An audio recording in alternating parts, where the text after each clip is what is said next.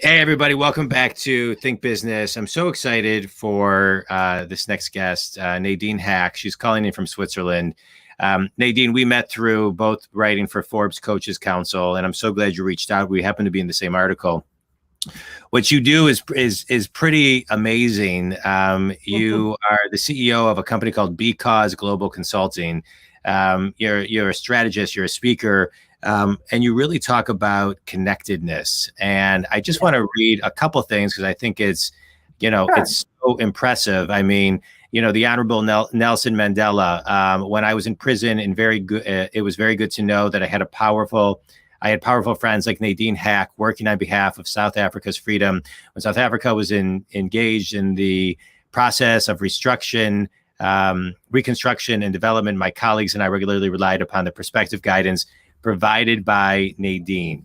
I mean, wow, you do beautiful things, and everything you do globally has this connectedness to it. And so can you talk about just the energy that you hold of connectedness and how that is infused in everything that you do? Well, because the company is an extension of my own life's commitment to find ways for disparate people to connect and to add value to each other's endeavors. In fact, right now I'm writing a book, The Power of Connectedness, with a foreword by Nobel Peace Laureate Archbishop Emeritus Desmond Tutu. And as you said, as a Forbes Council member, I regularly write about the value of networks, connecting, and creating connectedness is central to beCause Global Consulting's mission. We aid individuals and organizations to connect to their own core purpose, connect across the silos within their enterprises, connect with external stakeholders, friendly and even adversarial. Yeah.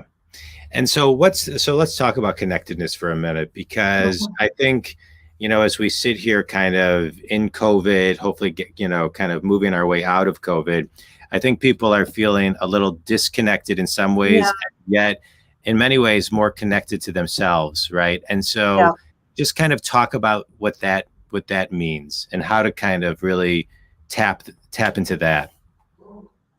Well, it's interesting that you point out that we're in this time of isolation where people are missing, even if they've never thought about it consciously, being connected is such a fundamental human desire. Mm-hmm. And people are really missing that.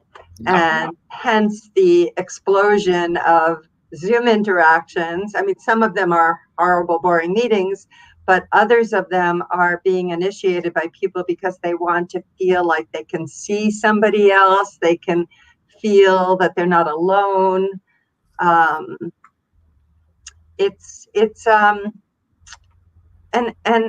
that's on the individual level, but even if we look at it on a larger meta level, like no one sector alone can solve the huge problems we face.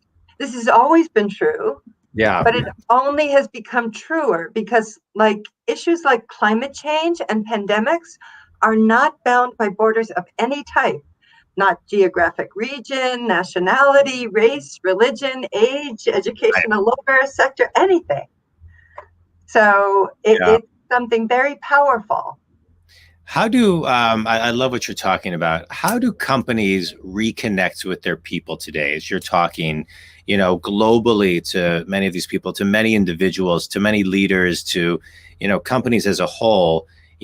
I think leadership is different today than it was a year ago, for sure, because there's more nurturing, there's more compassion, there's more empathy, there's more forgiveness. There still needs to be structure and rules and accountability and things of that nature. But how are the leaders of today? How are the leaders of this next decade, frankly, of this decade of adaptability? How are they leading to connect with their people, not only intellectually but emotionally? So I have a couple of thoughts on that. Many still only talk the talk and have not yet genuinely begun to walk the walk. Yeah. Yet efforts to engage a broader spectrum of stakeholders in all spheres of business, Yeah. internally, employees, externally, vendors, suppliers, clients. The effort to include more people is growing. And eternally the optimist, I believe we may be at a tipping point because millennials and Gen Zs who are entering the workforce and consumer based are demanding a greater sense of social responsibility and purpose by Mm-hmm. the enterprises with which they interact. And so I also believe that for businesses to be successful in the 21st century, they must take that into account. Yeah. I think you may know that I was the first woman executive in residence at IMD Business School, which is actually why I'm here in Switzerland. It's amazing. And at IMD, I distilled what I call engagement leadership into discrete lessons on improving stakeholder engagement to increase productivity, profitability, sustainability, and individual and team satisfaction. Mm. And I really believe that we must find ways to connect in a deeply divided world. It's in alliance that we have greater capacity to deal with these very knotty issues of a VUCA world, as we call it. It's true whether involving people in the same enterprise working just one cubbyhole away or in far more complex accords with myriad stakeholders. The whole is always greater than the sum of the parts, and that's why I call it engagement leadership. Yeah. Yeah, I love what you're talking about, because I think a lot of leaders, I see this as a business coach. Some leaders don't know how to engage, right? They don't know how, they'll and what comes to mind as I'm talking is a lot of managers don't know how to engage their people. And I find myself coaching a lot of managers because they've never had any training. And they don't know how to engage and influence. Right. They were hired because they were good at their job, not necessarily because they knew how to manage people. And then the company doesn't invest in training them to do so, and determine if they're right or not. So when it comes to engaging people, heartfelt engagement, and not just checking a box of, okay, boom, boom, boom. Right.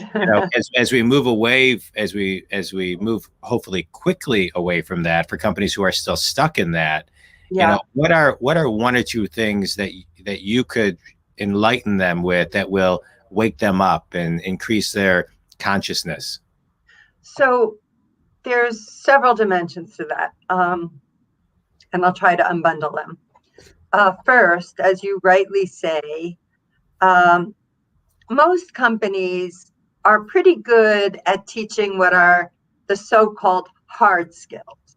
Yeah. They neither hire people who don't have the skills and expertise they need, and they certainly train people to advance on those skills. So those kind of charge ahead, do your specific task in the highest caliber possible are well developed. Yeah. Whereas the so-called soft skills, human relations, how to motivate people to buy into the brilliant strategic plan that you've got and to actually execute against them, in my mind, those are the much harder skills. That because, well, not harder, but more important skills. Yeah. Or let's say equally important. Why? Exactly as I just said, sometimes people at the C-suite level or very senior management level or board level think, okay, I'm going to just make this new announcement about the direction we're going, and then it's going to naturally cascade down, and bingo, our whole organization will understand it. Well, there's a reason why 97% of strategic plans fail. Mm-hmm. It's not because people who are creating them aren't smart. It's because they consistently fail to anticipate and factor in the amount of time it will take for them to actually engage with the very people who have to carry out the plan. Yeah. And have real dialogue with them and seek their input on the process, the decision-making process and the execution process. In fact, there's research that shows that if people are included in a decision-making process, even if the outcome is not what they wanted, they are more likely to follow it than if something is done without their consultation and it's actually aligned with what they like, but because they weren't consulted, they're just not going to do anything about it. Yeah. So let's dive into that, because I see that too, Nadine, as is making people part of the process. This was a really interesting thing. I remember years ago, I was in a strategy meeting. It was like a 4-hour strategy meeting with the owner of a company and 3 of their leaders. And and about 30 minutes into it, they called in 3 additional people that were going to be kind of implementing some of the things, creating some of the training things that we were brainstorming on. And it was a great meeting. But at the end of the meeting, I asked everybody to rate the meeting 1 through 10.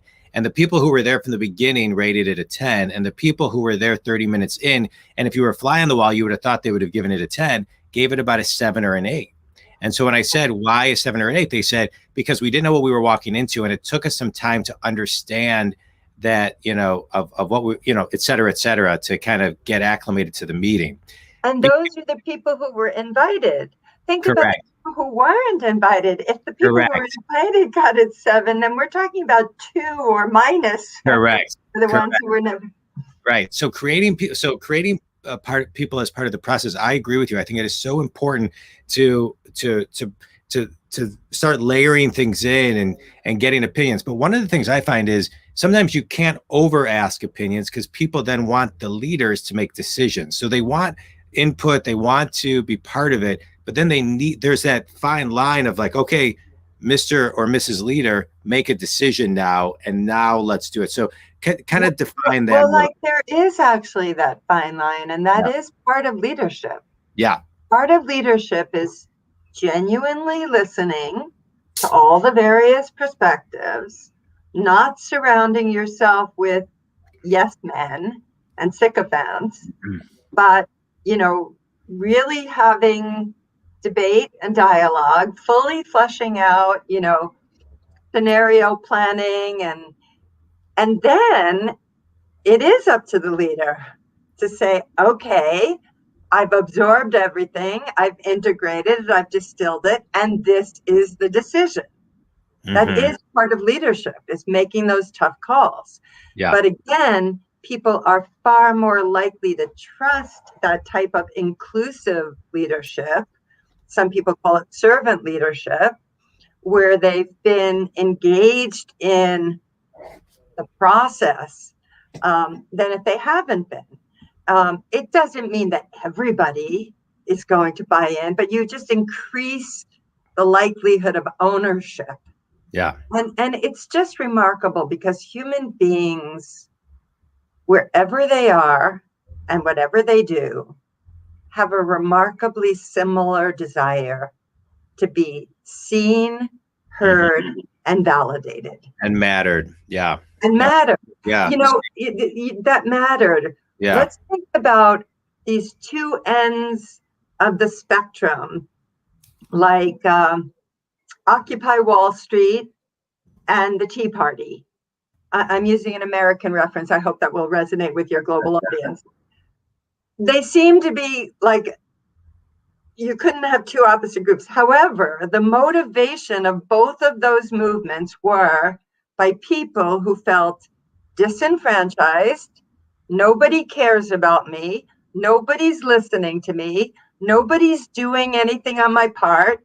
No, on my behalf. Yeah. No one is asking for me to give my input. Right. And so that disenfranchisement can really lead to well, we see it can at the most extreme ends it can lead to horrific resentment, not just resentment, but hatred and vilifying the other, and then despots play upon that. They utilize that fear-based resentment to stoke up more fear-based resentment and really create an us-them where nothing can get done. Yeah. So it's really the leader's role to work against that divisiveness and try to create more of a sense of we. Yeah. No, absolutely. I mean, I love what you're talking about. Inclusiveness, servant leadership. Define servant leadership. I know one of the very first people I interviewed was Howard Behar, who was the former president of Starbucks, on my show many years ago, and he really led Starbucks through the energy of servant leadership and the execution of it. So just define it from your perspective too. Well, there are many definitions of servant leadership, so I'm not going to try to give the definitive one. But when I use it, I mean that you are in service to those you are leading. And you act accordingly. You act with the respect that they merit and that they deserve. And you don't try to always just impose your vision of how things should be, but you try to be more respectful of and understanding of them. Again, ultimately, as a leader, you have to make final decisions. But as a servant leader, you're doing it more in service to the whole, in service to others, not in service to your own. Now let me juxtapose that with what still too many people in positions of leadership do. They somehow have this territorial protective mechanism of holding everything close to the vest because they believe they derive their power from knowing more and deciding more on their own. And okay, the example I always use when I talk about that, like if I could reach through the screen and hand you this pen is a finite, thank you, you said it. But this pen is a finite object. When I let go of it and you take hold of it, I no longer have a pen, you now have a pen. However, with ideas, with context, with just about everything else, when I share with you, not only am I not diminished by it, you now have it, I now have it, we now have it, and we have a greater chance. I have a greater chance of being successful because you are engaged with me, and the more yous that we engage, the greater the likelihood that we're actually going to achieve something great. So I just am flabbergasted by people who cling to that old territorial power fiefdom kind of mentality. It's just, it was never good, but now in our utterly interconnected world, it was never good but accepted. Now it's still not good and less accepted. How do you? Here's my last question before we go into a speed round, Nadine.